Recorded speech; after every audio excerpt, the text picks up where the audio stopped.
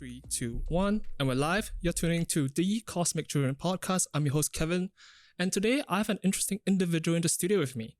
Before we jump into the conversation with this individual, how would you describe what you do to someone who has never heard of you, don't know what you do online? How would you describe that? I make internet videos where I guess I basically do whatever I want. Okay. Or I try to do that. That's the whole idea and goal of Sneaky Sushii, I guess, just doing whatever I want and I guess making a living out of it. Okay. You know? Yeah. What is Sneaky Sushii then? How would you describe it? What is Sneaky Sushii? Sneaky Sushii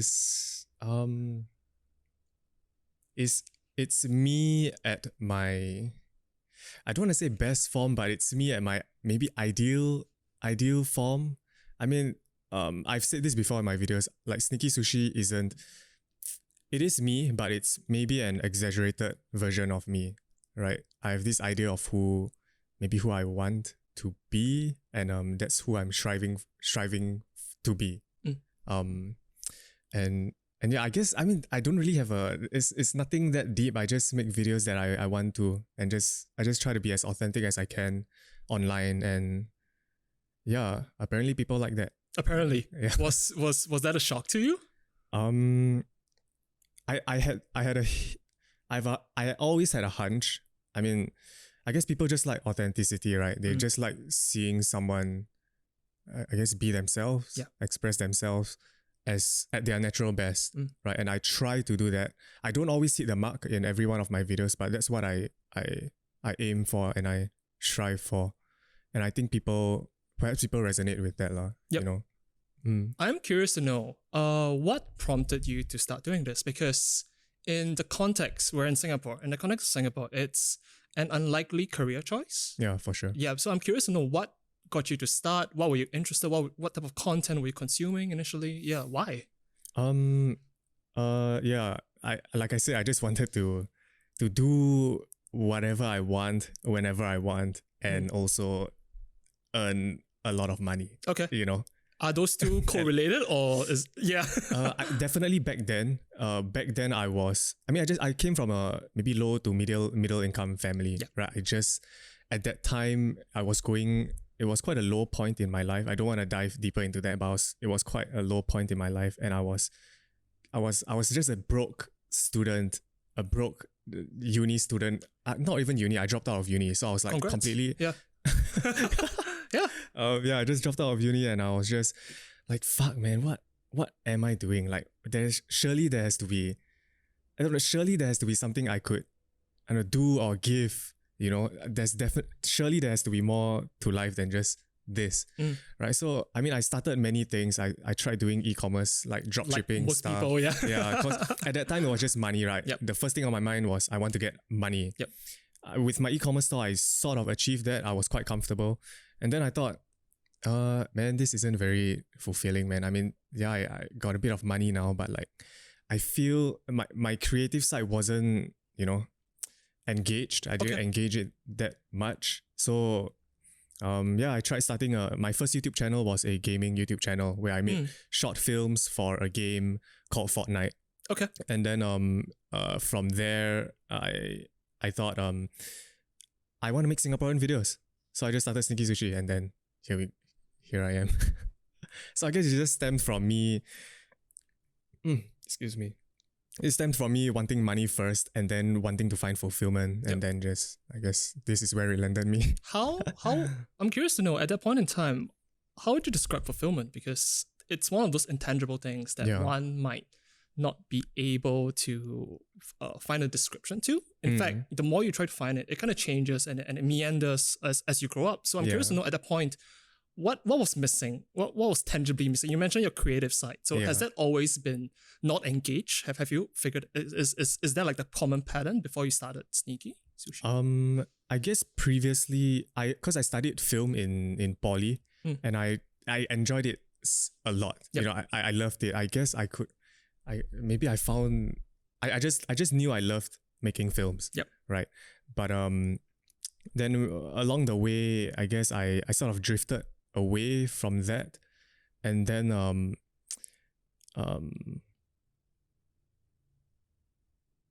yeah, as when I started my e-commerce store, I totally detached from that aspect of my life, right? And I guess because I drifted so far, I wanted so there was a disconnect lah. My creative side just wasn't engaged, so I just wanted to start doing films. I wouldn't call them films, but I just wanted to be in video again. Yeah, that's why I just started making YouTube videos. But as for fulfillment, I didn't know.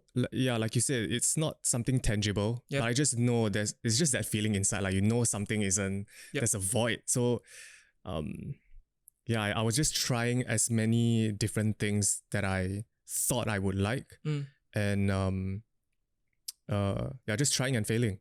Yeah, eventually I landed upon Sneaky Sushii making a YouTube channel in Singapore, and that gave me so far the most fulfillment. So I'm just gonna stick with it and just continue and see where this takes me, I guess. I find it important to ask and to segue a little bit. I'm curious to know what's your relationship like with failure. I don't want to sound cliche or sound like a fucking wealth guru or something, but I mean, failure is the mother of success. Like, it's fucking cliche. But I mean, everyone who has succeeded, or like all those, I don't know, anyone successful, they've failed hundreds, thousands of times. It's just that one success made them who they are, and everyone thinks it's also easy to be, a singer or Beyonce or to be a YouTuber, but nah, man, there's a lot of hard work and failure involved in it. Even based on what you said, to succeed is to fail like 100 or so times, but the essence of that is that you have to try. You have to try 100 times and not give up, let's say, on the 99th time, because you don't really know what's going to happen next. So how were the early days of the channel like? Because you mentioned you had a previous channel that was doing gaming videos. And with that, I assume you don't need to be front-facing. It's more like behind the scenes, you can provide commentary. But with the current channel you are in front of the camera, which is very different from, let's say, if you like film, you like being behind the camera. So I'm curious to know, how were the early days like? I was definitely very shy to show my face. That's why my first 3 or 4 videos, I didn't even show my face. It was just like me doing a voiceover with graphics popping up. But I thought to myself, if I want to make this big, right? If I want to build a brand, I need to put a face to this voice. It's just more scalable that way. So I just did it, even though I was uncomfortable, and I gradually got accustomed to it. And now I'm just quite normal in front of the camera. Would you say that you're more comfortable right now being in front of the camera, speaking to the camera, being this persona that is Sneaky Sushii in front of the camera? Yeah, definitely. Sometimes I feel like I'm more comfortable speaking to a camera than to another human. That's interesting. Because it's like I'm just in my room and I can just say whatever I want, and I know that that will be my best self, when I'm just alone in my room with the camera. And like just roll and go. I think it's interesting because we are so accustomed to, especially YouTube has been around for like 15 plus years, and we watch these videos of creators talking to the camera, but the reality is that they're alone in their room talking to the camera, and then they're going to do post edits, but that is the side that we do not see. We just see them like as though they're talking to us.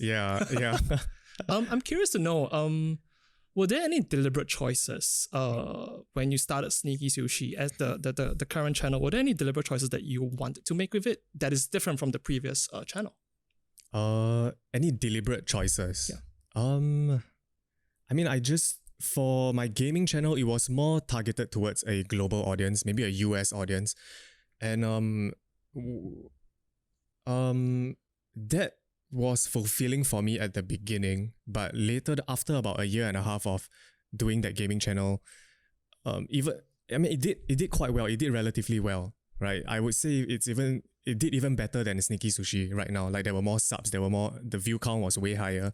But I don't know, for some reason, I just wanted to make Singaporean. I just wanted to connect with my country, right? Because it felt a bit weird. Like, I'm a Singaporean dude, but I'm making content for overseas people, for US or like the UK. But and I guess also I also identified that there was something lacking in the YouTube scene in Singapore. Like, I just know that it can be better, and I just know that it's about, I don't want to say it's about time, but there needs to be an influx of new creators in the YouTube scene in Singapore lah, at least. So I just thought, yeah, fuck it, man. I'm just gonna try. I'm gonna be that guy, that unicorn, that quote unquote unicorn, that quote unquote revives the YouTube scene. But I'm trying my best lah. But it's interesting that you mentioned that you had a successful channel previously, and you felt sort of like an innate desire to try something that people might not be perhaps too up for. It sounds like as though you took a big risk. Am I right in interpreting that? Because if you already have a successful channel, conventional knowledge goes is that, okay, maybe you continue pushing it. But you felt this innate desire to, okay, maybe we try a different type of content and you start fresh. Yeah. I don't know, man. How do you contextualize that? I think I don't know. I like thinking back, like even me just dropping out of uni without a backup plan at all. You know, I didn't even thought of starting a YouTube channel. I just knew that school just wasn't it, man. Like, fuck this. So I just dropped out. And I guess it was the same feeling with my initial quote unquote successful channel as well. Even though it was doing quite well, I just knew like this isn't it. Like this is not it. So I just dropped everything and changed. And I realized throughout my life there were many instances where I did this. I just dropped everything and just moved on to the next thing. Maybe I have a short attention span or something, but I don't know. I realized that's how I operate. Yeah. So there could be sometime in the future where you have felt that whatever you wanted to do with Sneaky Sushii as the brand is over and you move on to something else. Yeah, for sure. Maybe that could happen. But so far, not yet. And I don't see this ending anytime soon.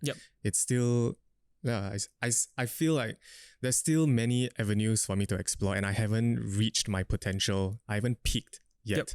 So yeah, it's definitely not time to move on from Sneaky Sushii, at least not yet. Yeah. So we touched on being from Singapore and wanting to create more localized content. So I'm curious to know, what does it mean for you to say that you are a creator or creative from Singapore? Sorry, can you repeat the question? What does it mean for you to say that you're a creator or a creative from Singapore? What does it mean to me? Yeah. I ask because there's always been a comparison between, let's say, the type of content, let's say, we want to watch as consumers. There is a disparity between, westernized content, or maybe like Eastern, meaning like Korean or Japanese. But sometimes more often than not, Singaporean content, it has the stigma of it being maybe lesser than, but not equally comparable to the masses. But and that is actually not true, because the type of content that Singaporeans can produce is, I feel, of equal standing, but there's always this overlapping stigma. Because of Singapore content, I would rather pay to watch maybe something from Netflix, but I wouldn't pay to watch something local. So I'm curious to know, as a creator yourself, what does it mean to be a creator from Singapore? I've always thought about that whole what you just explained. Like, I'm always wondering, like, why is it that we value overseas content, whether be it Korean dramas or US TV shows or US content, more than our own local content? I've always been asking that question, and I don't know. I really don't know. Do you have any running theories? I don't know. Maybe it could be cultural cringe or something. Like we're just I don't know. We just cringe at ourselves. I don't know. I really don't know. If I knew that answer, I would tailor my videos to solve that question, right? But I really don't know. As for me, I'm just making content that I myself would like to watch, right? And honestly, I'm guilty of that as well, where I don't watch a lot of local content, at least not for YouTube. Right, I honestly don't watch a lot of local YouTube content, and perhaps that's why I wanted to. I don't know. I don't want to say changed. I changed this scene, this YouTube scene in Singapore, right? Because most of the content that I watch are overseas YouTubers, and I wanted that in Singapore. So I wanted Singapore to be as successful and thriving as much as the overseas YouTube scene. So yeah. So in comparing the two, let's say there is an overseas YouTube scene and there's like a local YouTube scene. What do you think was missing when you started doing your videos? You were, let's say, planning what type of videos to do. What do you think was missing from the local scene that you wanted to bring in? I think it's not exactly something that's missing per se. It's more of we need more individual creators, right? I think a lot of the big channels, or maybe even most channels, they are run by, I guess, companies, corporations, and that limits the creativity in terms of the YouTube videos, right? If it's an individual creator, whatever he or she wants to create goes out. Whatever he or she wants to say goes out. If it's, by a company, it has to go through many levels of, QC and quality check and whatever. And then it's just not as creative. So I think as long as there are more individual creators in this YouTube scene, it will start to thrive and there will be more original and more interesting content, right? Yeah. What sort of individual or what sort of early inspirations did you have for your personal channel? Well, I mean, a lot, man. Mostly overseas YouTubers. I mean, I can name them. Yes, go ahead. Moist Critical, Emma Chamberlain, Cody Ko, Noel Miller, even Mr. B's videos. H3H3. But do you still watch these channels? Yeah, of course. So you still watch them? Yeah. So when starting your channel and doing it and having all these inspirations, what did you draw from them that you wanted to include in your own channel? What attracted you to their channel? I don't know. It was just I just enjoyed the videos. I mean, there's nothing. A lot of the YouTube channels that I mentioned are commentary channels. So I guess that's where I drew a lot of my inspiration from. I saw like, hey, it'd be quite fun to just talk shit and like roast people online. So I just let's just fucking try and do it, you know. Yep. But I'm always inspired by a lot of videos. That's why if you look at my YouTube channel, I try. It's not just all commentary videos, right? Sometimes I try, giving away money. Sometimes I do this. Sometimes I do that. Sometimes I buy OnlyFans content. My recent video, I just bought a $3,000 sex doll. Okay. I just do things right now. I'm just doing things that I enjoy. Yep. Yeah, I think it's more like I get inspiration from a lot of channels. So I just try to make it my style and in relation to the Sneaky Sushii brand. Yep. So yeah. Do you think your type of content has changed along the years with the channel, and sure. how so? I think change is inevitable, right? Like the only constant is change, and I myself don't want to stay constant. It'll be sad if I watch my videos from 3 years ago and it's exactly the same style, same format as the videos that I'm doing today. I'll be quite sad. So definitely there's change. But in terms of what changes, I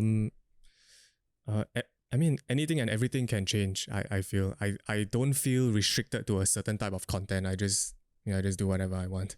Okay. Yeah. And what inspires these types of content then? Any video that I see online. Yeah. Okay. Yeah. Okay. So it's really so I'm curious to know what goes on behind the scenes. Like when you have an idea for the video, do you have people that you bounce ideas off, or is it all mostly internal and you do everything yourself? It's, I would say 60-70% it's just internal and I do it myself. But a lot of times I also share my ideas with my friends, with my family, and see how they react to it. If they are like, oh wow, really, you're gonna do that? Wow, fuck yeah, dude, do it. I'm like, okay, great. This idea resonates with people. You have very enthusiastic friends. Not all the time. Sometimes they're like, oh, okay, I'll go do. Oh, you're doing that? Okay, go do. Yeah, then that's where I know, okay, maybe that video idea isn't very good. Yep. But I do like to bounce my ideas off people. Yeah. So a lot of your videos involve you providing or giving your own opinion about, I think, local affairs and local happenings around. Did you fear any potential backlash? Because I think Singapore as a country used to be quite conservative with their opinions. We don't usually voice opinions that are contrary to popular belief. Of course, now with regards to social media, everything's a bit squirrely. But were there any concerns initially? Nah, man. Like no, not really. I mean, there is that that thought, but I try not to. I'm not affected by it. I mean, even if there will be or there is any backlash, it's I'm just being me. If you don't like that, then like you don't have to watch it. If you don't like that, then you're not liking me as a person, and I can't do anything, right? It's not like I'm just trying to be I try to be that's why I try to be as authentic and honest as I can in every one of my videos. And if anyone,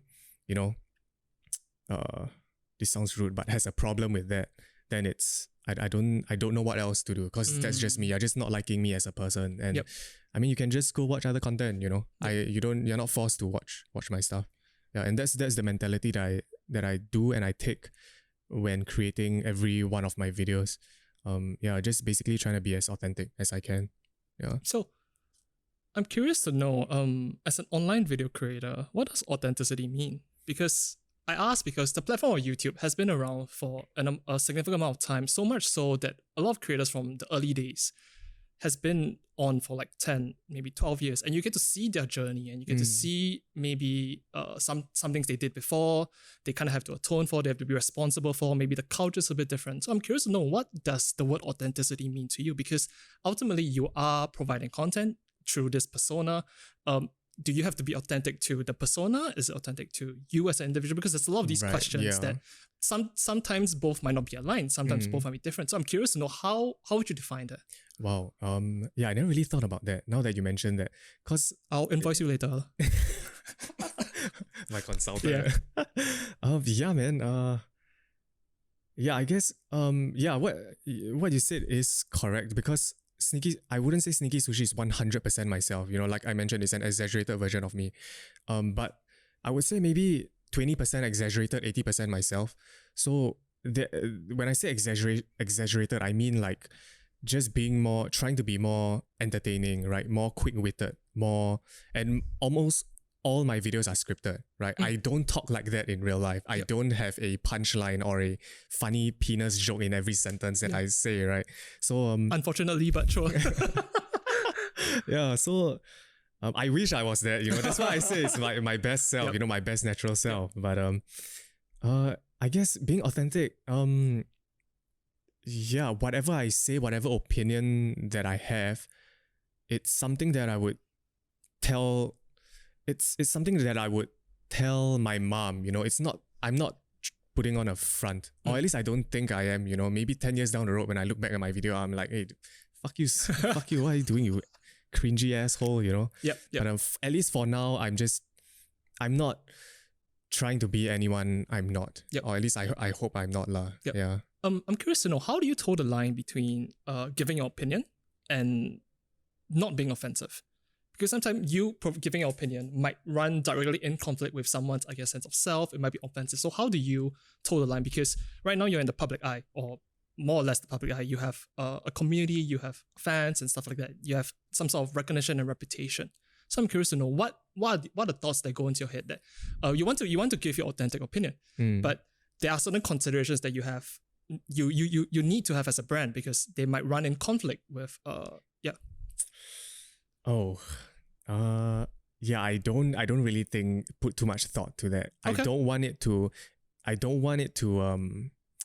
guess ruin or like affect my point of view or my opinions on things. I try to be as as honest and as unfiltered as I can, even if it means offending some people. Then I mean, so be it lah. Okay. That's just me. Yep. It's like I think I read somewhere that like Michael Jackson doesn't take singing classes, right? Because he doesn't want it to affect his natural self, his natural way of singing. Yep. And I think it's the same as well for me. Like, I try not to think too much about these things. I just try to be as honest and as natural as I can. Yep. Yeah, even if it means offending people. But I mean, there are certain things like, like you don't be an asshole, don't be racist, Don't insult the K-pop fandom, then you're good, I'm curious to know, do you feel pressured to create? Yeah. All the fucking time. All the time? All the time. Yeah, I just want to one up myself every video, right? So like, there's this constant pressure of me trying to better myself and try to create better videos every time I upload. So that's a one-way ticket to the mental asylum, right? To constantly one-up yourself each and every video where you have to upload like really? Once a week or something. Is it really? I would imagine you look at the trajectory of some of these YouTube stars that I think started uploading from 2007, 2008. 90% of them have some sort of like a midlife dump just because of the pressure that they had to create and all the public scrutiny and stuff like that. That seems to be the trajectory. True. Yeah, the term YouTube burnout is very common. Yep. But I have come close to hitting that a lot of times before. But I don't know, man. YouTube is like a love-hate relationship to me. Like, what's the love and what's the hate? I love creating and showing my work to people, but I hate, having to constantly come up with ideas and one up myself. But I guess it's a good problem because it keeps me on my toes. It keeps me, sharp and just wanting to improve myself every video. Do you find that you work longer and harder than the average, let's say 9 to 5 or 10 to 6 job? Like, does this career demand 12, 14-hour days or something? Yeah, for sure. At the start, definitely at the start. Now I'm trying to have a bit more balance between my work and my. You're growing up. I'm trying. Doesn't mean I actually achieved it, but I'm trying. Yeah. But what does that look like though? Balance, because I assume you work for yourself, or maybe you have someone to bounce ideas, but I assume you work primarily for yourself. And I think one of the problems with working for yourself, be it in the creative field or whatever, is like it's kind of difficult to not have boundaries. You have to be disciplined about, okay, maybe I don't take work after 6. I don't do anything work related. So how does balance look like for you? For me, I keep my Sundays free for family. Church? Mostly for family. Oh, no church. No Okay, church. Cool. Mostly for family and friends. But honestly, that's about it. And I try to cut all work after 10 p.m. So after 10 p.m, I just 10 a.m. to 10 p.m. 10 p.m. to about 1 a.m. is my just chill time where I play games and I just watch porn and jerk off, Gotcha. Okay. I think maybe a bit shorter is more realistic, but a 3-hour porn session sounds a little bit too long. I mean, I just bought a $3,000 sex doll, so that's going to take up a lot of my... Nah, just kidding, guys. You want to bring the sex doll for dinner first or something? Okay. Yeah, but usually 10 to 1 is my chill time and Sundays off. But yeah, in the past, I didn't have any boundaries like that. I just worked and, I wouldn't say I was working all the time, but I just worked and took breaks whenever I want. And I realized I need that rigidity. I need that schedule, right? I need to tell myself, okay, 10 p.m, cut all work no matter what. Sundays, rest no matter what, I just need that schedule. Yeah. Yep. How do you foresee whatever you're doing right now to expand into a bigger team? Because right now you're handling, I assume, everything, including down to the admin side, the finance, and all these other backends, including uploading to YouTube. Do you imagine this thing you have growing into maybe you and someone else, or you and 2 others? Is that in the pipeline, in the cards? Yeah, for sure. I think in the past, when I just started, it wasn't really in my mind, right? I was confident that my YouTube channel would take off, but I didn't know how big, right? So I was just depending on myself. But recently I just got an accountant, my younger brother's helping me to edit. Okay. So I'm slowly but very cautiously expanding. But yeah, definitely in the future, definitely. I plan to open another YouTube channel and potentially get editors, and I just want to see how far I can take this. Yeah. So you mentioned that you love YouTube. So what do you hate about the platform? The platform? Yeah. Or what do we not see? Because you have the point of view of being a consumer of the platform as well as a creator. And usually, because we are laymen, we just consume. We don't see the side of the creator, because I think there's been a lot of conversation about advertisements, DMCA takedowns, the algorithm favoring certain types of videos. So what do you not like about it? This is not a call out, by the way. Yeah. What? Wow, I don't know. I mean, I have. Hold on, let me try to formulate my thoughts. Sure.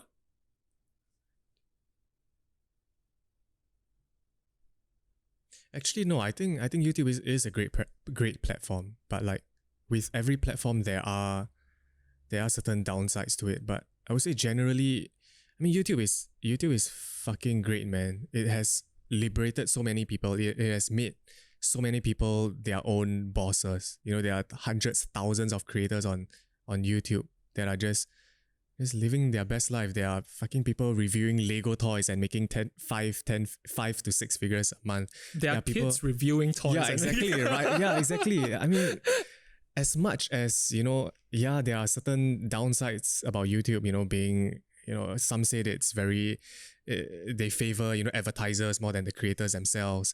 But I think it's just, you know, you don't bite the hand that feeds you. You know, I like YouTube. Yes, there are certain things that they can improve upon, but no, man, I love YouTube.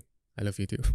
It's interesting to think how a platform like YouTube has, in your words, liberated. I think liberation, or the idea of liberation, is a very strong concept to use, because it is true. Like, there's PlantTube. I think a friend of mine was telling me about LawTube, where lawyers are just like talking it, and they talk about current court cases, or they talk about court cases, and they give their opinion. I think usually those opinions, in the past, it used to be you have to pay for them. Yeah, but right exactly, now everything is free. If you need, if you know what to look for, it's usually there. And it's these opinions and these creators are quite valuable, actually. Like, you can learn almost anything on YouTube if you have the time and you have the dedication to. Yeah, and you know what to look for. I mean, YouTube is the best school. You know, it is the best school. Yeah. You can learn almost anything and everything there. Yep. Yeah. So I'm curious to know, how does it feel to be in the scrutiny of the public eye? I don't really give a fuck, man. Okay. I mean, okay. Yeah, like, I'm not really concerned about that. I don't know if I'm a narcissist and I enjoy the attention or something, but no, it feels good when people come up to me. I like it when people come up to me. It's like, it's heartening to see that real people actually watch your videos rather than just a number or a comment. Because that's all you see, right? You see comments, you see a profile pic, and you see numbers. Some profile pic of a cute anime girl, and you know, and it turns out not to be the cute anime. Okay. Yeah, but it's heartening to see people. But I don't really. I guess the only thing is and I'm not complaining, but sometimes people, I think it's just a very Singaporean thing, right? Like, Singaporeans usually just stare at you and like, hey, that guy looks familiar, eh? You know, and they just stare at you for like 10 seconds, but they don't say hi and they don't smile. So I'm like, wait, did I do something wrong? What did I do? Did I not zip my pants? Like, so sometimes I don't know whether to say hi or like to just stare at them awkwardly or like just look forward, you know. And creepily taking videos also. That is awkward. That is awkward in any context. That's a bit weird. Yeah. But, I mean, yeah. So you're from what I'm hearing, you're just comfortable with it, and you're okay with people coming up and just approaching you. For sure. Yeah. Okay. Yeah, I don't put too much thought to that. Yeah, I don't feel very scrutinized in public. Okay. Because I would imagine having some sort of recognition, or, as I say, I won't say public eye, but having some sort of platform, there is some sort of like a responsibility to not rock the boat too much, to say something. Yeah, because there are certain pressures that you have a platform, you have responsibility, you have fans, you have your community, all that other shit. Yeah. Yeah. I mean, I think and I hope I'm a good person. Okay. You know, so I hope you're a good person too. Yeah. So I don't know. I'm just gonna live my most authentic self because I think I'm a good person, and if ever one day there's a scandal or some shit, then I mean that's too bad, I guess. Yep. You know? Yeah. So taking a bit of a tangent, in Singapore we have this tagline called "Passion Made Possible." I don't know how much we paid for the tagline. I think it's quite stupid. So the word passion is interesting because it's often used in conjunction with creative work or craft work. It's often used as a way of describing some sort of ephemeral creative energy, or you're passionate about something. That's why you should put 150% or something. I'm curious to know, what is your definition of passion? Because you are in a very unique position where you are your own boss. You create videos that you want to create without any much oversight, and you put it out there to people who adoringly watches your videos. So I'm curious to know, would you describe this as passion? Yeah, for sure. I think passion is doing whatever that also don't want to sound cliche, but doing whatever that ignites your soul or Whoa. ignites your fire. Like I really believe that everyone knows what they actually want to do. You believe that? Yeah, I think everyone since young or like I think everyone knows deep down what they really want to do. It's just whether they want to pursue it or they have the balls to go and pursue it, right? Which I totally understand in today's society where everyone is, trying to be realistic and trying to be, doing things, I guess, to have a stable income. And that's totally understandable, right? But yeah, I do believe that everyone knows deep down what they want to do and what ignites their fire. Was there like a... And I think that's passion. Yeah. Was there like a revelatory moment for you that you realized, okay, this video thing is what I want to do? Or was it more gradual? Because in the movies, we watch things like that, or it's always a moment in time where I realized I wanted to do this. But is that the same for you? Or was it more, okay, I tried this, I get a little bit of success, and I snowball the momentum? Yeah, how was it like for you? No, definitely a gradual process, man. I mean, I think like we discussed earlier, like passion and these things, they're not, it's very intangible. The only thing you can do is try. This is what I think, lah. I think you can only try as many things that interest you, right? And eventually you'll land on something that fuels you and hopefully can earn you some money as well. And then bingo, you've strike the jackpot, doing your passion doing your hobby as your career. Yep. That's what everyone wants to do, right? Yep. Yeah. And okay, so assuming that someone who is listening to this have no idea what their passion is. In fact, they might be stuck in a job, they might be doing something else. How would you recommend someone to perhaps find this passion of theirs if it's innate? Yeah. What were some things that you were watching or you were listening to, or was it someone like maybe you looked up to said something to you? Yeah. Fuck. You want to give me any cliche sayings? No, not cliches. Fuck. Yeah, this is quite off-brand, but shit. I'm a firm believer. Oh my god. Okay. First time. I'm a firm believer in like law of attraction and like manifesting stuff. Yep. So I attribute, I would say maybe 99% of my success to this framework of thinking, right? Yep. And I implore everyone to at least look it up or learn about it. I'm sure a lot of people have heard about law of attraction, but I do a lot of visualizations. I visualize where I want to be in X amount of years, the amount of money I want to make in X amount of years, how many subscribers I want in X amount of years. And I don't mean just sitting down and this is not wishful thinking. I don't mean just sitting down and like think, oh, I want to be a YouTuber and bam, where's my YouTube play button? What the fuck, universe, you're not delivering. Yep. I mean really sitting down and believing, and actually it's a very visceral thing, but that's what I believe. I don't want to, I think that's about it. But I'm curious to know how did this idea come to you? I read a book, it's called The Secret. Okay. Yeah, and also I read this book when I was in, like I mentioned, that very low point in my life. Yep. Maybe I was grasping at anything that I could get my hands on, right? And I saw this new way of thinking, this new way of thinking, and I tried believing in it, and I really put in the work, and I tried that. I immersed myself in this framework of thinking, and it actually really works. So I'm just gonna keep doing it. Would you say that it gave you hope? Yeah, because for sure. I would imagine if you're in a low point, if someone were to tell you, oh, you have to picture it, I would imagine because of the mentality one might have, being a bit submerged under, let's say, whatever problems they might be dealing with, it might be difficult to actually have something so focused and to move towards, because I just think it's so in contrast with what their current perspective and worldview might be. So I would imagine something like that, apart from, visualizing what you want materially, I think it's more, it gives you hope. It gives you something to hold on to as you go through definitely. the time, right? Definitely. Yeah. I mean, yeah, man, it gave me, like I said, I was just I was willing to do whatever it takes to climb out of that hole, and I don't know, maybe call it the universe trying to rescue me or something, but I landed upon this book. Yep. Yeah. And it for once it made me feel in control of my life, you know. Yeah. And it's interesting that you mentioned that it's not wishful thinking. Because people, when they hear it being spoken about, let's say offhanded, okay, they might just think, okay, I have to think about it. Sure, you can think about it, but that is just wishful thinking because nothing is happening. You're just thinking about it in your mind, but unfortunately we live in a physical plane.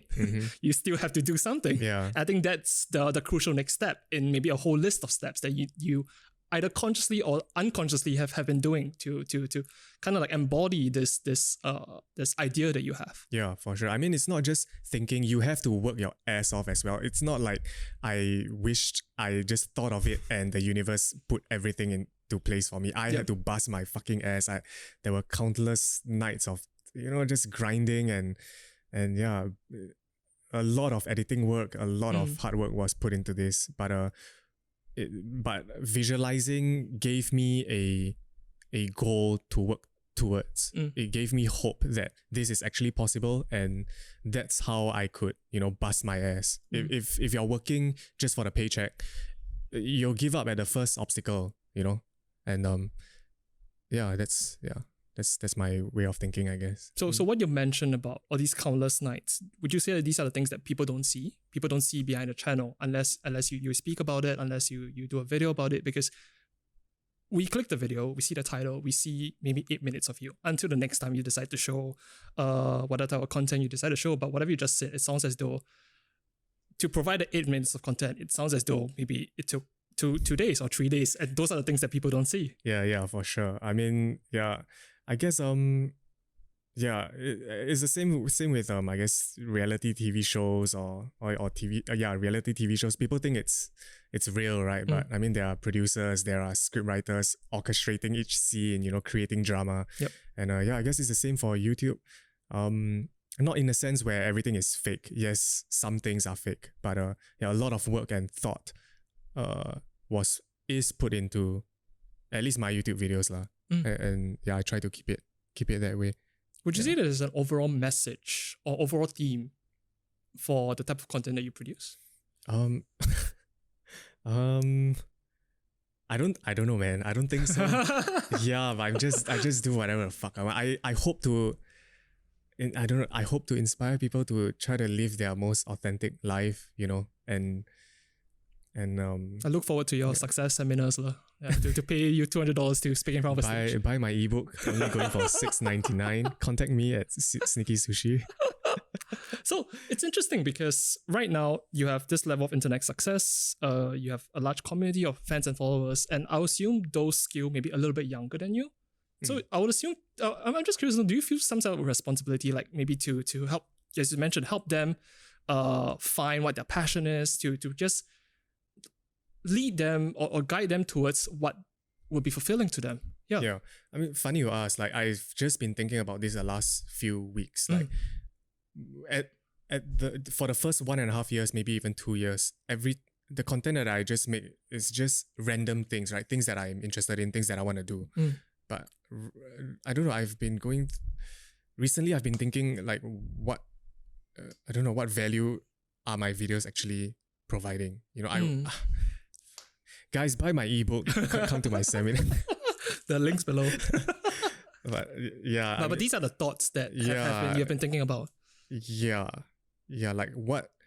I mean, do I want to keep roasting people for like the next 5 years? You could. I mean, I guess, but surely, I don't know. I feel like there is something more I can give, and I haven't figured that out yet. I will figure that out, but yeah. I mean, I don't want to just bring negativity into the world. Yeah, you know, a lot of my videos are like, okay, never mind. Yeah, I'm just gonna end it there. Self-censor. It's interesting to consider. It sounds as though you are, I guess, kind of acknowledging the fact that perhaps you have a little bit of influence with regards to people who watch your stuff. They follow your stuff quite religiously. The word for that I have in mind, it's like a role model, and you are kind of more conscious about, I guess, the type of content you want to put out so that it will have a net positive instead of like a net negative. Yeah.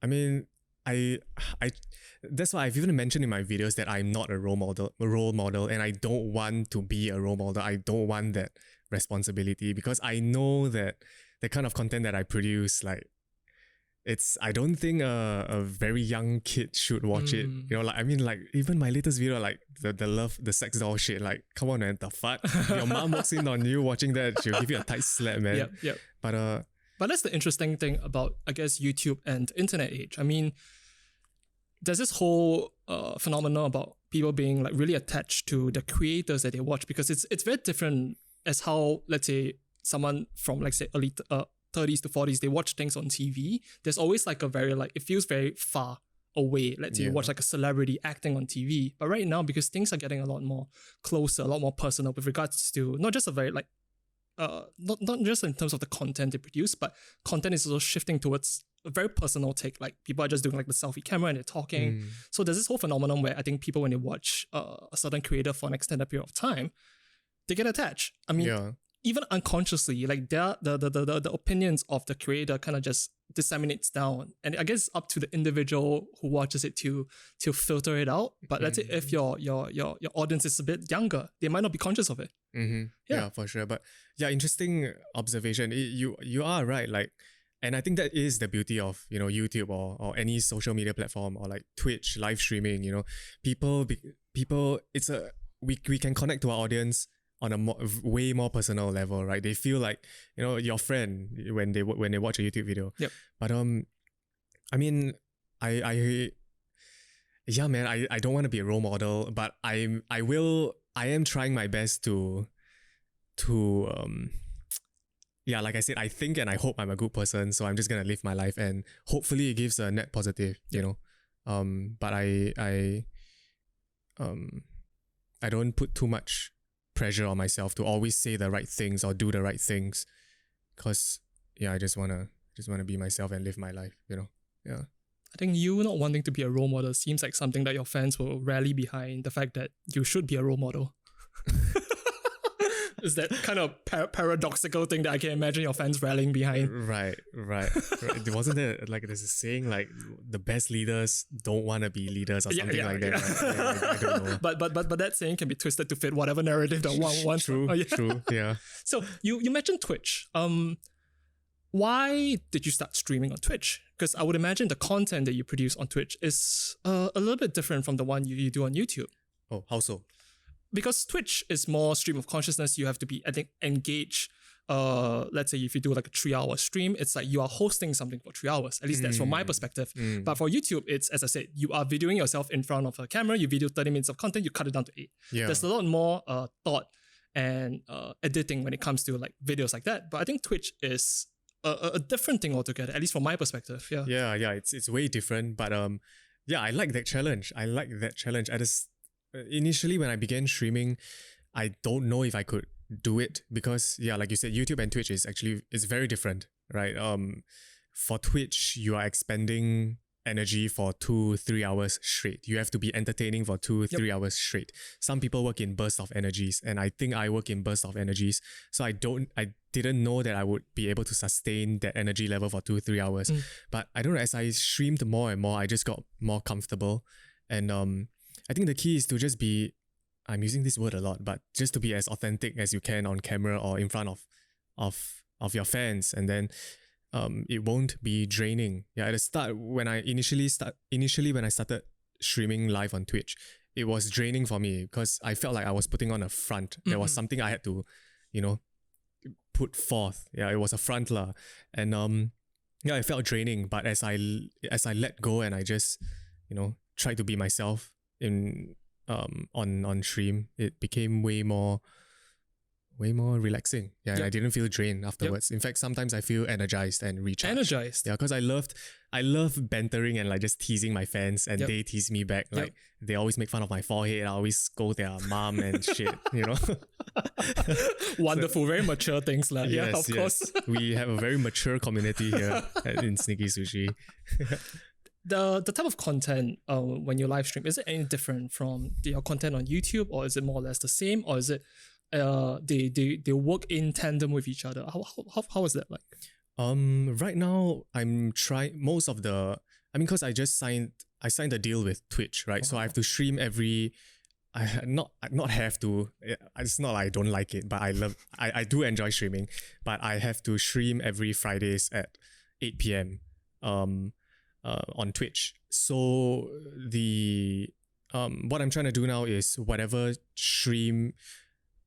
content I create on stream will be repurposed for my YouTube videos. Yep. So yeah, there is a correlation, and it's quite a symbiotic relationship lah. My Twitch channel and my YouTube channel. Yep. It's just they cross over quite often. Yep. Yeah. So as a local YouTuber starting to stream on Twitch, what do you notice? Do we have a very like vibrant Twitch community? Because I know from what I know of Twitch, it's mostly in the West. Mostly centered, I think, on LA. I think actually mostly Los Angeles. Yeah. Not even the other parts, but it's very Western centric. Most of the people tuning in from I think European countries. I think West, maybe very little from it. There are certain like creators I think from Japan, even Mexico. But I think what about Singapore? Is there like a very like strong Twitch viewership? Is it growing? Yeah. Yeah, it's definitely growing, man. I guess one of the reasons why I went to Twitch is because I saw this growth and I noticed it, and it's only gonna get bigger, right? And Twitch feels like the early days of YouTube right now. Like YouTube maybe 6-7 years ago, and this is what Twitch like. There will be a bigger growth, and yeah, I think I wouldn't say the community is thriving and like flourishing, but it's definitely growing, and I do see it growing in the next few months, next few years. But yeah, it feels like YouTube 5-6 years ago. Okay. Yeah. Okay. With Twitch and YouTube, that is definitely one way to grow your community and I guess to make money as well. So I'm curious to know, what is your view on sponsorships? And because I think there might be certain creators that only take sponsorships very, very selectively because they don't want to interrupt or they don't want to interfere with how they are putting themselves out there. But some other creators may feel differently about it. So I'm curious to know, what is your perspective in regards to sponsorship? Because ultimately this is a creative outlet, but it still has to make some sort of money because you still need to sustain yourself and stuff like that. I'm curious to know, what is your perspective on it? I mean, yeah, nothing wrong with sponsorships as long as it doesn't. I mean, for me, how I do my sponsorships is I tend not to let companies dictate or decide what the content should be, because a lot of companies, they want to, let's say food company A wants you to review their ji guis on a YouTube video, right? But I know that video won't do well, but they're paying me like 10K to do it. You know, I think a lot of people will be tempted to just accept that sponsorship and let's just fucking review this ji gui for one video and get 10K and zao, you know. But like whenever you do that, you're tarnishing your brand, you know. I don't know. Yeah, it feels like you're tarnishing your brand, and I don't think it's worth it in the long run. Yes, you get that 10K, but I value like the brand more than that short term money. But yes, but that being said, nothing wrong with taking sponsorships. Everyone has their own, you know, goals. Everyone has their own everyone is in their own circumstances. But yeah, to me, I value my brand more than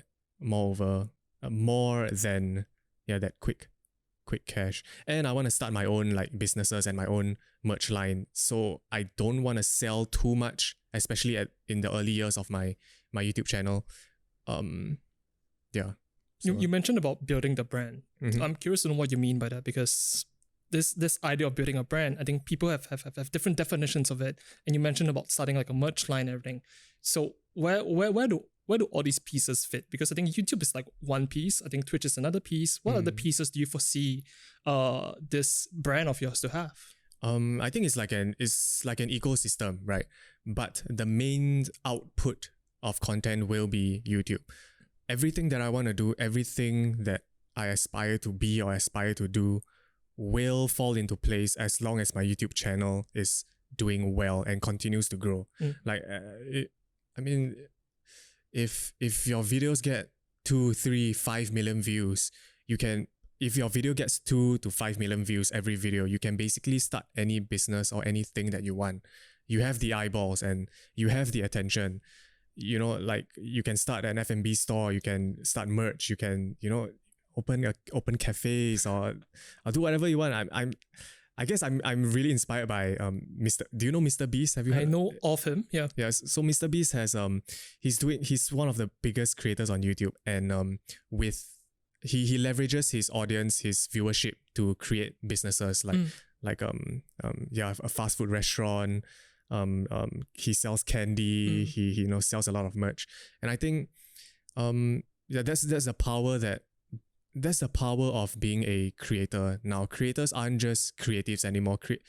Creators are creators and entrepreneurs if they want to be, Yep. And I'm very attracted to that idea of I mean, it's the dream, right? It's the fucking dream. You create whatever content you want. You can earn money at it. You can start businesses with it. I don't know. It gets me excited just thinking about it. Yeah, Yep. it sounds very, very fun. Especially, okay. Yeah, I thought you were going to say it sounds very wrong, but it sounds very fun. Okay. Wrong. It sounds fun, man. Like, there's just so much possibilities. I don't know. We're living in an age where anyone can be anything and be successful at it if they work hard, Does the possibility of what can be done, does that paralyze you? Or does it excite you? How would it paralyze me? Because the fact that you need to, if you belong to a certain personality type, the way you see it, you need to have certain steps in mind. You need to consider different possibilities, and that would lead you to over planning. Maybe contrary to that is like you lead, or you do things quote unquote impulsively, and you figure it out along the way. I think it's just different ways of getting to the same destination. Because right now, as let's say if you're an 18-year-old, 20-year-old doing let's say YouTube, there is a lot of things to do, like literally a lot. You can't just naively just, maybe I do a video here, I do a video there. But especially if you have this goal in mind to be a creator on YouTube, you kind of need to have some semblance of business training. You need to know how to brand yourself. This idea of needing to brand yourself is kind of like a very new concept. And I guess to trust that upon, let's say, I don't know, like teenagers and to young adults wanting to do it, I think it's a little bit much. Yeah, don't scare the young ones listening to this podcast. Why are you scaring If they're them? scared away by that, I don't think we should do it. Inspire them. But yeah, I do get what you mean. But but honestly, when I started out, I didn't really think a lot about that. I just started making videos. Like, the market will tell you whether they like your videos or not, right? Negative comments. Negative comments or your viewership. The market will tell you whether what you're doing has any potential or not. Yep. Yeah. So. But if the market tells you, would that be authentic to what the market wants or what you want? Yeah. Because it's always that balancing act really as a creator. Let's say if I post art on Instagram, because of how the algorithm works and because of all the backend stuff, you kind of unfortunately do quantify the quote unquote worth of the art piece through, I guess, likes and comments. Yeah. The buzzword is engagement. So I would assume it's the same thing with YouTube with the like button, the subscribe button, all that shit. So how do you balance that as a creator yourself? Because I would imagine the things that you want to do, the things you want to say might not always align with what the brand needs or what the public wants, because there's all these famous sayings of the public doesn't really know what they want. They think they know what they want, but it's oftentimes up to the artist or to the creator to kind of show them, okay, this is what you want, and then they will adapt along with it.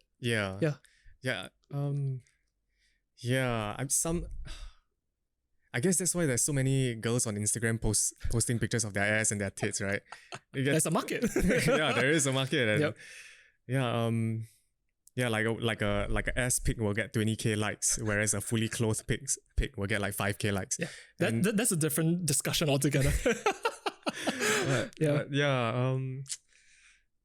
What has helped you in deciding what type of video gets chosen? Because I would imagine ideas are boundless, but when you need to fix it down to a script, when you need to fix it down to, let's say, you realize that your 10-minute videos don't do as well, but the 5-minute one does as well. So all these things, as you go through your creative process, you have to make a decision somewhere. Okay, maybe this idea might not do very well. I'll put it sometimes. I'll do a secondary channel to do it. So I'm just curious to know what goes through your filtration process. Okay, maybe this will be the best bet for the channel. Ultimately, it's still a bet. You don't know until you put the stuff out there and you see how it does. Yeah. I mean, there are checklists there is a checklist where you can go through to make sure that your video does well, right? Like a great thumbnail. Your thumbnail shouldn't have too many elements. You have to take note of audience retention. Like I guess that's why my videos are edited really fast to get that audience retention. Your shots, like the first 10 seconds of your video has to be slightly brighter, because if it's duller, people might click off it. There is a checklist, and I guess that's one way to ensure that your video does well, right? But recently I haven't put much. I don't put much importance on that checklist, right? Because oftentimes it limits my creativity. It puts me in a box, right? Like, for my first 10 seconds of the video has to be like super fast paced, super impactful. I gotta grab their attention. But I'm trying to do things more organically and viscerally now. So when you made the choice to forgo the checklist, that's how the sex doll video came about? Yeah. I mean, I do follow it here and there. Like my edits are still really fast. I try to have an impactful thumbnail. So these are the more intentional choices, because with regards to the fast editing, because it might have been popularized by something else, but you realize that it works for the type of content that you want to do and the audience that you have. Yeah. And I mean, because YouTube has been around for a very long time. Like it's getting harder and harder every day to be different on the platform, to pop off on the platform, because all the content on YouTube is so optimized right now. It's so optimized to get views, right? And every day is getting harder to be a YouTuber. That's why the quality of content on YouTube is so much better now, like compared to, obviously 10 years ago, 11 years ago. And so that checklist is important, but I try not to follow it too much, because I still want some flexibility and creativity.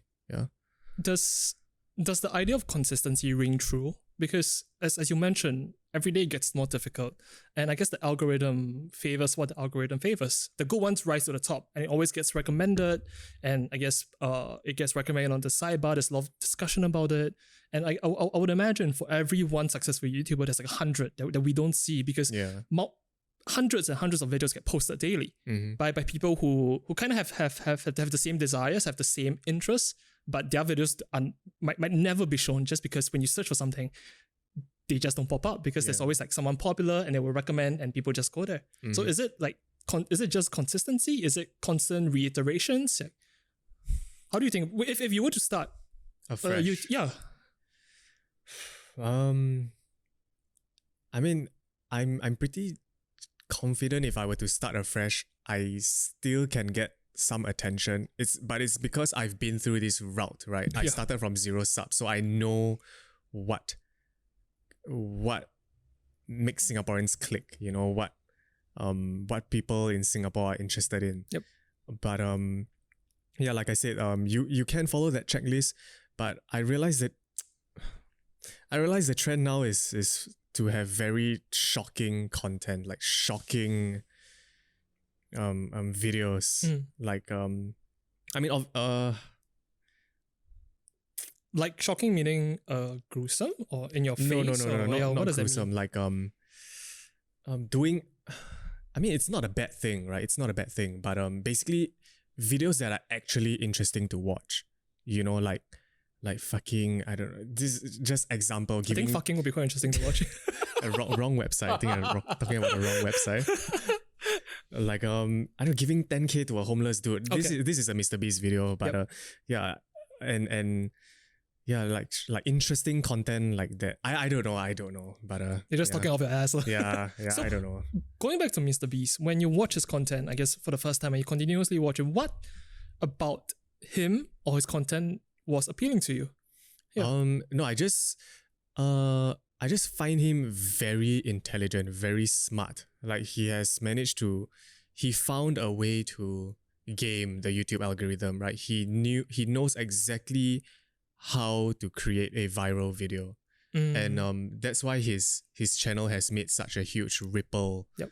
In the YouTube space, there are so many copycats. There are so many people following his footsteps, following his video format. Yep. And truth be told, I have been very tempted to make videos like that also, because it is sort of like it's a blueprint for you, right, to be famous. But I don't want to just be a blatant copy of that. And I don't think if you want to, sure, you can, but yeah. Okay. I'm curious to know, what does good content mean to you? How would you define it? Authentic content. Content that at least for me, how I know a video is good is when I'm not afraid to show it to my friends and my family. Right? Some videos I don't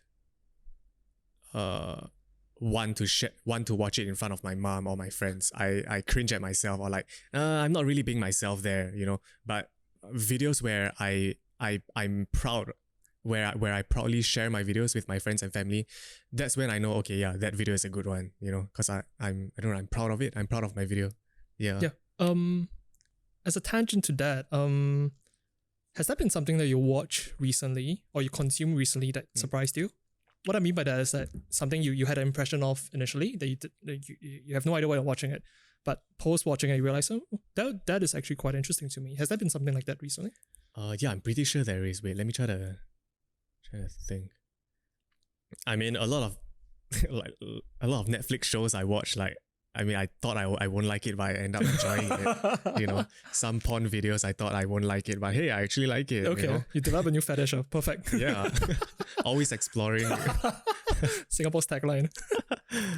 Yeah. Okay, so you're as a consumer, you're quite open. Like you're not that closed off to, I only want to watch these creators. No, for sure. As a content creator myself, I have to be open to new ideas, right? I have to watch more content, consume more content. Yeah. So yeah, I'm always open to new ideas. Yeah.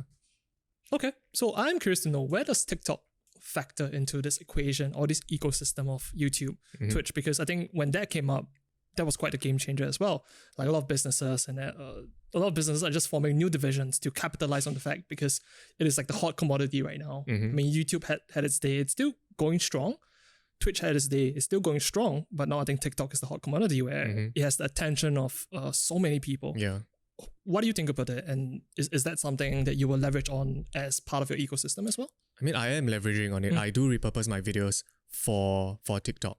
So, and it's doing surprisingly well. Like I have more followers on TikTok than on my Instagram. And I think I feel like every business should have a TikTok account, right? It's just free organic views. It's really free marketing, and you don't really need to put in as much effort as a YouTube video. I mean, like I said, YouTube content now is so optimized. It's getting harder and harder every day just because it's been around for so long. But TikTok is relatively new. The barrier of entry to get 100k views on TikTok is way, way lower than it is to get 100k views on YouTube. So yeah, it's really a wasted opportunity if you don't leverage on the growth of TikTok.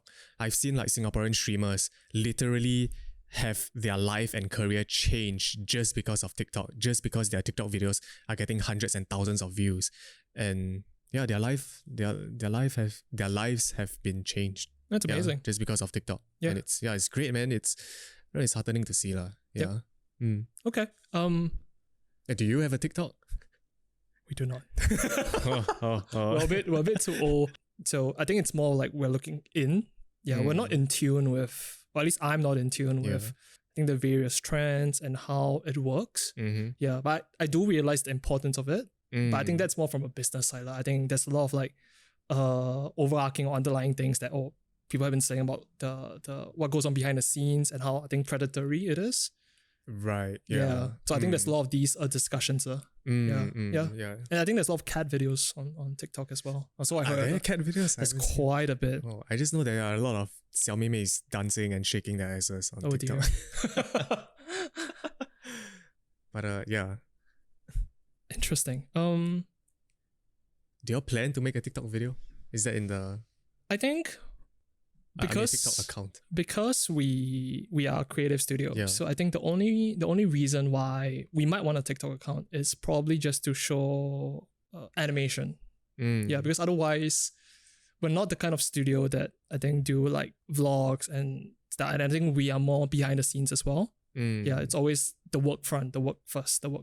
And we're not like personalities in that sort as well. Right. I don't think, I mean, I feel like you don't have to be a personality, or you don't need a personality. Like even just showing behind the scenes, like behind the scenes of your artist doing a mural design on a HTTP blog, I think that has huge viral potentiality, man. And it may even, I don't know, drive business to your studio if... I sense a collaboration coming. So next time we're painting a style building, I'll contact you. That sounds very viral. Yeah, I might actually do it. In closing for the episode, I'm curious to know, how do you define success? And do you see yourself successful now? I'm grateful for what I have, but I feel like I haven't peaked yet. I guess I am successful. I mean, success to me is just being able to do what you want, do what you want and earn money. Do what you want, earn money while doing what you want. That is my goal, and I am doing that. So yeah, I'm contented. I'm grateful, but in order to keep my spirit on fire, I have to like chase bigger things and do greater things, and that's what I'm trying to do. Yeah. Oftentimes, find it interesting where I think when you are actively doing something, you have all these goals, but when you do kind of accomplish it or you do achieve it, there is the next goal. Yeah, you definitely. But that is quite funny in a way, because you're constantly chasing something that is, I guess, in front of you, whatever things that you feel you might need, but also ends up not being enough. And sometimes when you listen to people who seem to have everything in their lives and they speak about their experience, the conclusion from what they say is like, you just have to be at peace and not constantly be chasing. Right. Yeah, like it's one thing to be chasing and it's one thing to be motivated. I think there's a difference between, because chasing, you're always chasing. You're always coming from a point of, oh, I don't have it, that's why I want it. But I guess the motivation that they speak of is, it's fine if you don't get it, but you just want to move. There's a kinetic momentum towards. Yeah. Yeah, it's quite funny because when people speak of, oh, I want the next, or I want 100K, or I want 1 million, it's always in front. But from speaking from or hearing people who already have achieved that million, it's like, oh, maybe I'll get 2 million. Maybe I'll get 3. Yeah, they're always chasing the next 5, 10, 15 million. And it's with regards to being an online creator, I think it's even more exacerbated with regards to sub count, with regards to followers. Sure. I mean, I think back then, a couple of years ago, it's always like people are very fixated on, the amount of followers I have, the amount of subscribers I have, because as we mentioned, it denotes some kind of internet value to your brand name. But that is online. Yes, there is a certain reason for that, but there's also reality. You don't walk around with the sub count on your head. Yeah, exactly. People who meet you on the street, the chicken rice uncle who gets chicken rice, don't fucking care about how many sub count you have. 100K, I'll give you more rice. Well, if only, yeah.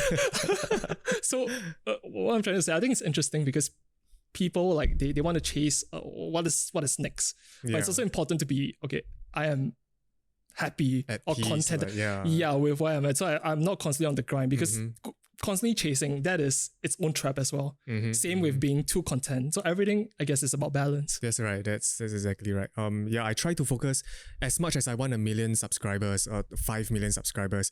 As long as I try to focus on the process. Like the process has to be an enjoyable process. It has to be a net positive. Like as long as the process is, I'm enjoying the process. Yeah, I think I'm on the right path. You know? Yeah. What has helped you realize that you're on the right path? What has kept you in check? Yeah, because if I find it quite interesting to see young celebrities that, let's say, they appear on Disney and they get this overwhelming sense of, I guess, fame, and as they grow up, 90% of it they would crash. Crash meaning they perhaps can't handle the pressure, because it is a very different life to get fame at such a young age. So I'm curious to know what keeps you in check.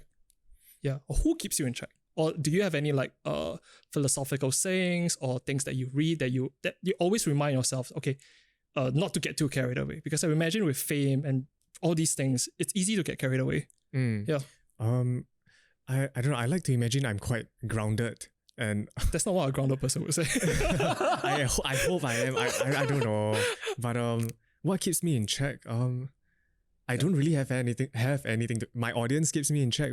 I guess my fans keep me in check because it's not like the relationship I have with my fans is it's quite a toxic. It's like brothers and sisters, right? Okay. We would make fun of each other, we would tease each other, and they are not afraid to tell me what's wrong or in my comment section. So I do read every single one of my comment. And the thing that keeps me in check is my comment section. And and maybe the like button. if if a video doesn't do well, I know that I did something wrong, right? Yep. So I just try to adjust course, but also not listen to them too much where I dilute my own personality, because it still has to be content that is genuine and authentic, and content that I enjoy putting out. So it's like we said, it's a balancing act, lah. Yeah. And it's interesting you mentioned your consumers and your fans, because when you're saying that, I was imagining like these people, they will keep the brand in check because they're constantly engaged with it.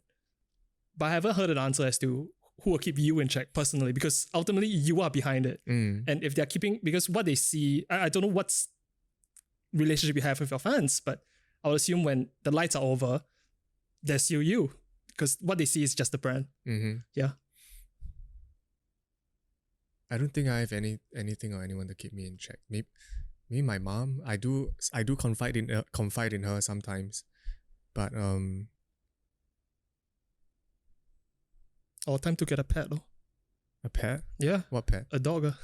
Oh, I do have a dog. Okay. I do have a dog. Okay. But my dog can't speak to me. It's not like she gives me advice. What the fuck? Or you can just project what you want onto the dog.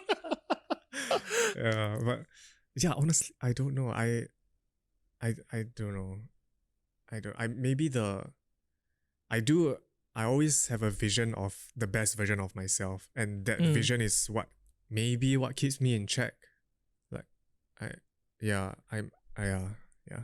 It's interesting to consider, because the idea of, I think, visions and having goals can both be trapping, and it can also be liberating, because it's quite weird, because you need something to affix yourself, to motivate yourself to work, because if not, then we'll all just be in stasis. But this having too stagnant or too fixed of a view on that could be trapping us. If you don't achieve it, that's fuck. It's like I find these nuances that you see on the very nice quote, but there's like a whole list of disclaimers that people just don't really say, because having too fixed of a goal is bad. But then you need that fixed goal to motivate yourself. But then, so what's the percentage of effort? Yeah, and it's a lot of these conversations that I find to be the more interesting ones, because as I said, you are a brand, you're an individual, but what goes on behind the brand? It's like, yeah, people will see what you put out, but they don't see it's an individual. So can the brand continue without you? Can the brand continue with other people? Yeah, I think all these are quite interesting questions. It is. I guess because I am my brand. Like Sneaky Sushii is me, and Sneaky Sushii is the brand. Like you mentioned, will the brand be able to continue without me? I'm not sure. I don't know. Like if I were to die in a car crash tomorrow, like will Sneaky Sushii continue? Probably not. The sex doll will feel very lonely. Yeah, exactly. Yeah, like will Sneaky Sushii continue? Probably not, because I'm the one hosting. I'm the one in front of the camera. Yep. But yeah, I think it's still very I think it's still very early in my career. Like maybe I might have a few employees under me, and if I were to die, they can continue the company. But yeah, right now I don't think so. Yeah. Yep. Okay, before we end, I do have one last question. I would describe what you do as some sort of comedy. Would you agree to that statement? Yeah, for sure. Yeah. What's your relationship like with comedy? Because comedy is often being described as someone speaking the truth. And it is quite illuminating, especially in recent years, to see how people have used the medium of comedy to tell some really interesting stories. Yeah. Of course, it's funny, and because when it's funny, people are able to accept the message a lot faster and a lot more, and you get to hear different points of view. And I think Bo Burnham did some amazing stuff in regards. Work, It's very artistic as well, and it's really pushed the boundaries of what comedy can do. So I'm curious to know, what's your relationship like with it? I've always been I don't know, I've always been a fan of, I remember when I was young, okay, never mind, maybe I don't want to tell that story. Okay. But no, I've always enjoyed sitcoms and I've always watched stand-up specials, like, and it's fun. It's heartening. It's fun to make people laugh. It's fun to see them laugh. But yeah, I mean, laughter is the best medicine. So yeah, I try to give that to my fans, I guess, my audience. Would you say doing stand-up could be one of the things that you might want to try in the future? I have thought about it, but yeah, I don't know. Maybe in the future. It's not anywhere in the close future, but you never know. Yeah. Do for one of your fans' birthday, special appearance. Yeah, maybe, or maybe a fan meet or something. I can do a stand-up special. A fan meet, yeah. Okay. In closing, is there anything else you would like to talk about? No, not really. Not really? Yeah. Okay, so where can people find you online? What are your socials? This is your time to plug yourself. You can find me on just search Sneaky Sushii on YouTube. Yeah. You're the only Sneaky Sushii on YouTube. There's no copies, there's no bots or whatever. Not that I know of. Yeah, just search Sneaky Sushii with 2 eyes and you can probably find me. Okay. Is there a particular video that you think people should really watch? Maybe my crime watch videos. I mean, a lot of people seem to like that. Yeah. Where I react to and roast crime watch videos. Yep. Yeah. I'm curious to know, before we end, do you watch your own content? I don't really like to. The only time I watch it is to critique and analyze it. But after the video is posted, I rarely rewatch my videos. Yeah, I rarely rewatch my videos. Okay. Sometimes I do, sometimes, but I don't know. Sometimes I just cringe at myself whenever I watch my own videos. So. But it's fine when you're editing, but when you put it out there, you just let it. Yeah, when the video is done, I just let it live on its own. Okay. Yeah. So when are you posting the video of you roasting your own content? Maybe someone should roast my content. Yeah, I need some critique. Then you have your academy, you have your success event really, like you can do the speaking engagement, you can sell the book, you can do the workshop, like you teach your fan how to roast your own content. Yeah, that's perfect. Yeah, creating an ecosystem, creating my new business venture, you know. All right. Thank you for your time and thank you for the conversation. Thank you so much. Yeah, it's been a pleasure. Thank you. Thanks. Thanks for listening. We hope you enjoyed the episode and feel inspired. If you enjoyed what you heard thus far, do give us a follow on Instagram. And don't forget to share and subscribe. Stay tuned for the next episode.